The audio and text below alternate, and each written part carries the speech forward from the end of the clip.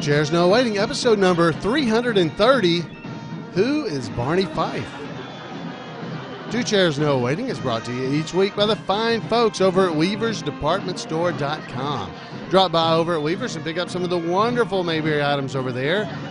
One of them is the Andy Griffith Show book by Ken Beck and Jim Clark. You don't want to miss that if you're an Andy Griffith Show fan and you want some good reference material. A great book. Also got t-shirts and all kinds of wonderful things over there. Cuban and Mayberry, great book as well. weaversdepartmentstore.com. Two Chairs No Waiting is also brought to you by donations by listeners just like you. Thank you for your support. Hello, everybody. My name is Alan Newsom. I'm your host for Two Chairs No Waiting, and it is wonderful to have you with me here in Mayberry once again. This is episode number, 330, and we're going with Who is Barney Fife? Now, last episode, we went over Who is Andy Taylor, and that was episode number 329. And I had realized before last episode, I've been doing this show since, a long time, many episodes, one or so a week. But I've been doing them, and I had never gone through who the actual characters are on the show, who the people are that we're talking about. So last time we talked about who is Andy Taylor, and I wanted to go to this episode and continue that series, I guess you'd call it, and start talking about who is Barney Fife. So let's get us a little bit of background music. And we're going to start talking about Barney. So who is Barney Fife? Sometimes he's considered to have delusions of grandeur. Barney fancies himself an expert on firearms, women, singing, and just about any other topic of conversation brought up while he's around. Conversely, his friend Andy Taylor, the sheriff there in Mayberry, he knows Barney's false bravado is a smokescreen for his insecurities and some low self-esteem. Case in point, Barney brags that he knows the Emancipation Proclamation. I remember this one. Yeah, Andy then calls on Barney and asks him to elaborate about it to Opie, so Opie could learn more for his history lesson. Well, Barney, he became all upset and defensive, and he blurted out that it was a proclamation for emancipation. And he got irritated and left. Well, Barney is like that, and Andy's always watching out for him. He's often overly analytical, and he's an alarmist about benign situations. He takes a minor infraction and blows it out of proportion. And then he concocts some kind of an elaborate solution that involves Mayberry civilians, like maybe Otis, Campbell, or Gomer Pyle to help resolve it. In a situation where Sheriff Taylor was briefly summoned away from the town of Mayberry, acting Sheriff Barney Fife, he proceeded to book and lock up nearly every citizen of the town of Mayberry in the jail at the courthouse. Andy returned from his trip to find the streets of Mayberry very calm. Of course, the courthouse was full, and as justice of the peace, it fell on him to resolve the situation created by Barney. Despite Barney's shortcomings, Barney is very serious about law enforcement. He regularly spouts off penal codes and ordinances to thugs and jaywalkers alike. Barney often overreacts to situations with panic, despair, or bug-eyed fear. Barney's smug and self-confident, and is known for engaging in gossip and revealing both personal and police secrets, often with dire consequences. Outwardly a man of the world, Barney is truly naive and is easily taken advantage of. Though constantly warned by Andy, Barney falls for countless scams. This naivete is evident on many occasions, including when he purchased his first car and was conned into buying a lemon by a crafty old widow. or as evidence when Andy tried to sell him a nickel, a buffalo nickel, with the buffalo facing the wrong way. Though constantly, warned by Andy, he still falls for them. Barney served in World War II as a file clerk, having never left the United States. He is quoted as saying, "Me and this other fellow ran the PX library on Staten Island." Barney's proud of his war record, stating, "I did my part to lick the dreaded Hun." Barney, he has his rare moments of courage and loyalty.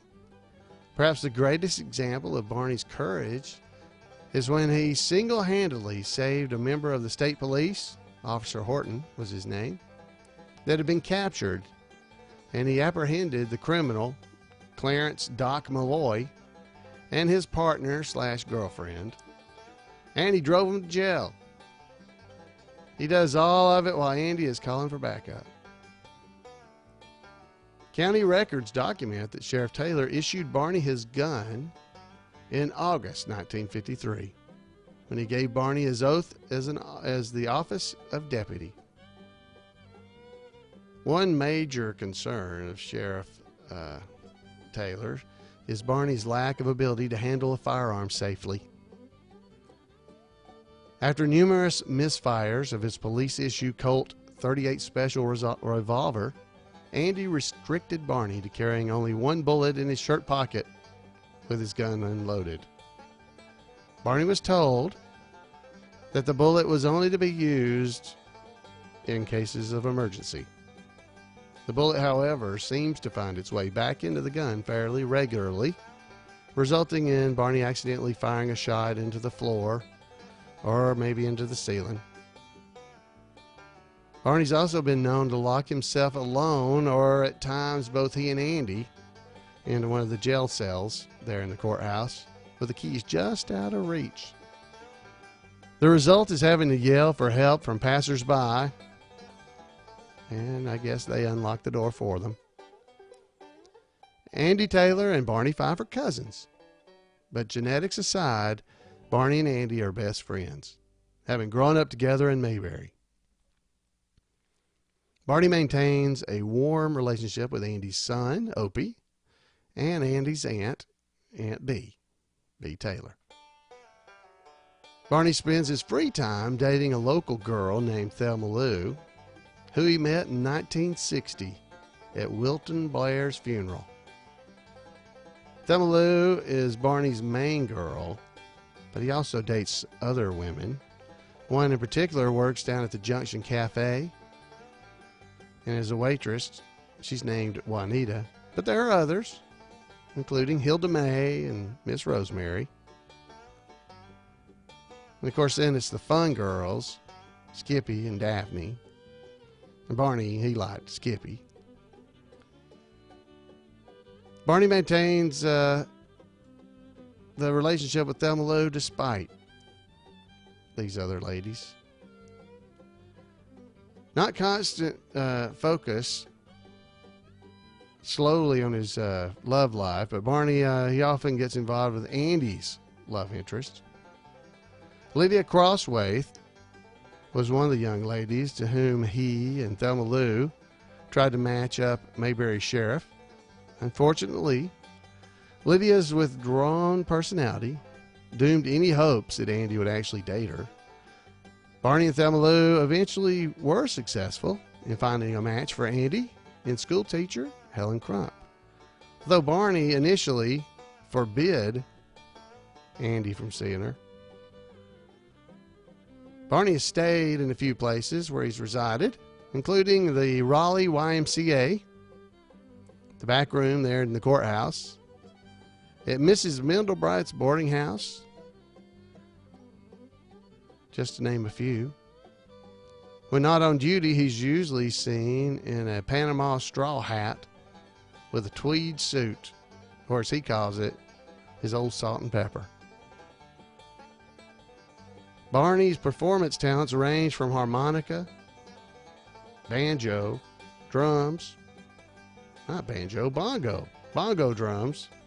Never heard of a banjo drum. The banjo in the background's getting me. Bongo drums, he plays a cymbal. He does a little bit of stage acting.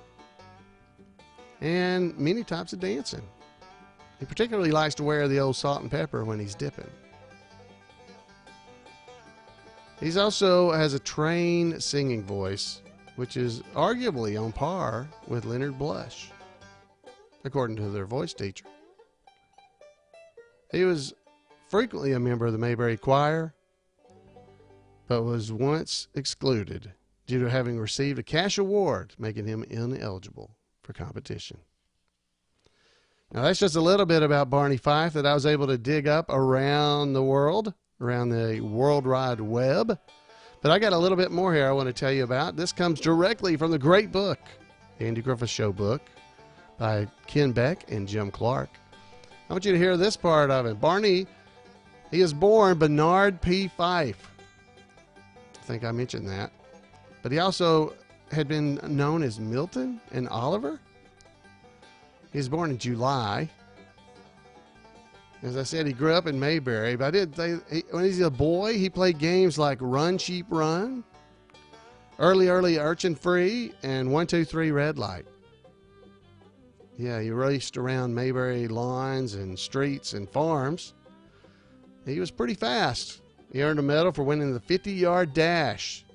Barney the Rabbit, as he was known, had been trained by his sickly father. Barney was a second-class Boy Scout, just like his cousin Andy. They used to take turns spending nights at each other's house, and the two boys once tried to earn some extra money by selling seeds door to door, and Barney still has 5 packs of those seeds. The young Fife boy's hero, his boyhood hero, was actor Skeets Gallagher and the sidekick to Tailspin Tommy. Barney was also a big fan of Gabby Hayes, and he likes George Ralph movies. This is the one I wanted to mention. One of Barney's talents as a painfully thin 17-year-old boy was his ability to slip his hand into a milk bottle and pull out an egg. Man, he can't do that anymore. Folks, that's just a little bit about Deputy Fife. Hope you're getting to know him. I believe most of you that pay attention to this podcast already know a lot of this stuff. But I know I enjoyed it. I enjoyed finding out a little bit more about him. And folks, there's a lot more in this book. A lot more you can find out about him that you may or may not remember. But as we go through here, one of the things I wanted to talk about is something that something he had to say here. Things that Barney says when he might get mad. You're almost as funny as Floyd. You know that? Why don't you two team up and call yourself Frick and Frack? Or he might say, oh, you're funny, you are. Why don't you put a flower in your lapel and squirt water? And he could also say, you're a riot. You know that? Why don't you go someplace and have it? You're a regular Felix the Cat, you are. Oh, you're funny, aren't you? Oh, you're real funny. You ought to get a cane and a cigar and work at a carnival. Oh, folks, I tell you what, Barney Fife is a character. And I know all of us that love the Andy Griffith Show love Barney. And while he does have those downfalls of being just a little bit, not arrogant, but a little bit, he thinks he knows everything. He thinks he's the best. Isn't it always nice how Andy takes care of him? So in this episode and the last episode, you've gotten to know a little bit more about Andy Taylor last week, last show, and now about Barney. So I'm hopeful that some of you folks that are fans of the Andy Griffith Show, who may not be able to stay with some of the stuff we've been talking about on some of the past podcasts, you'll catch up here and enjoy yourself and have some fun and laugh. And those of you that know the street number of Andy's house and, you know, where Barney, every location he ever lived, hopefully this show's still a lot of fun. Because, folks, I got to tell you, the Andy Griffith Show is special. I spent this last week up in Indiana. They had Mayberry in the Midwest. And I'll tell you this, Mayberry people are some of the best people in the world. So I want to invite you, if you got a chance, I'm going to be up in Mount Airy on the 16th of July through the 19th. We're going to be having a meetup up there. I want to invite you to come because we're going to have a whole lot of people there. I'm not even sure right now how many. There's a lot. There's at least 20 or 30 that I already know of. And it ought to be a blast. We're going to sit around and watch episodes of the Andy Griffith Show at night and split up during the day to do whatever anybody wants. Maybe just sit around, talk, or whittle, or go down to Snappy Lunch, have something to eat. But that Friday, Betty Lynn will be there at the Andy Griffith Museum signing autographs. So that's definitely something we'll go do. But folks, I'd love to have you meet up with us. So I want to invite you to the Mayberry meetup. You can email me at floyd@imayberry.com, and we'll get you all signed up so you'll have the details. But if you're going to go, you better make reservations at the Mayberry Motor Inn real soon because they're full up. Getting close. So, folks, I hope you enjoyed this episode, and I hope to see you sometime soon in Mayberry because it is a blast being in Mayberry and visiting with our friends. And I know that you would love it just as much as I do. So I'd love to hear from you. What do you think about Barney Fife? Who is he? Let me hear what you think. Or who's Andy Taylor? We'd love to hear that too. I'd love to hear from you. You can give me a call at 888-684-8415, or you can email me, floyd@imayberry.com. I always enjoy hearing from you.